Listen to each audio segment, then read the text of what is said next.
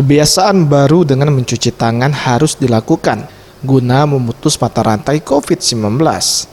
Ternyata cara cuci tangan yang benar terdiri dari 7 langkah, seperti yang dilakukan oleh relawan Senyum Desa, yang memberikan pemahaman cara cuci tangan kepada anak panti asuhan yatim mandiri yang berada di Jalan R. Sukamto. Dolian Tamela, relawan Senyum Desa mengatakan ada 7 langkah cara mencuci tangan yang benar yang diberikan oleh Satgas COVID-19.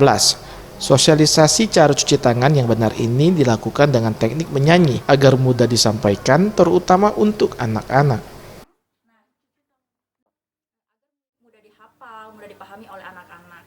Ini rutin kita melakukan sosialisasi 3M ini? Iya, rutin. Biasa di mana aja?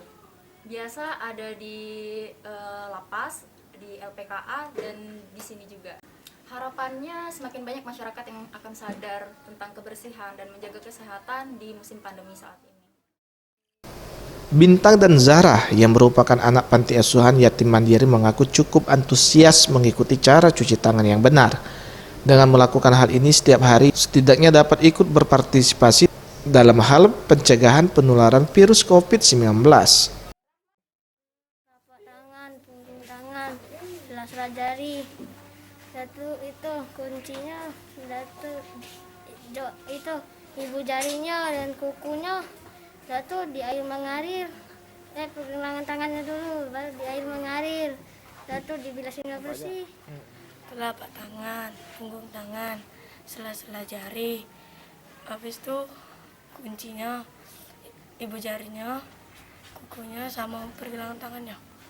Terus dibilas di air mengalir.